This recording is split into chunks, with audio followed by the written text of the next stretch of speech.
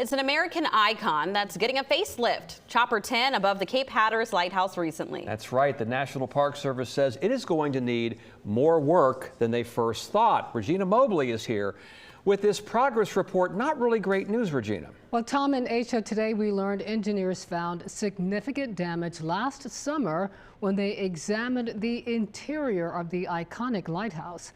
They say the project is about 50% complete, but they don't even have a firm estimate on the cost to repair the damage. The storied protector for sailors in the Atlantic is a long way from shipshape. Much like the restoration of an old home, the more engineers looked, the more damage they saw inside the 155-year-old structure. So on the inside of level 9, when you walk in there, there's actually tons of structural work that you don't see, about 1 or 2 brick right behind the face of the brick. So we started some exposure on the top of the bracket in this area here. And we've noticed that on these bracket flanges, which we're calling them, there's some significant cracking right here. Lindsay Gravel is the project manager.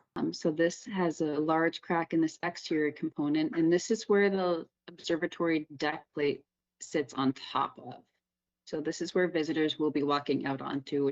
The lighthouse was moved 2,900 feet inland in 1999, and the heavy lifting is not over. And I'd like to add that the brackets are about 2,200 pounds, so it's not an easy shoring task.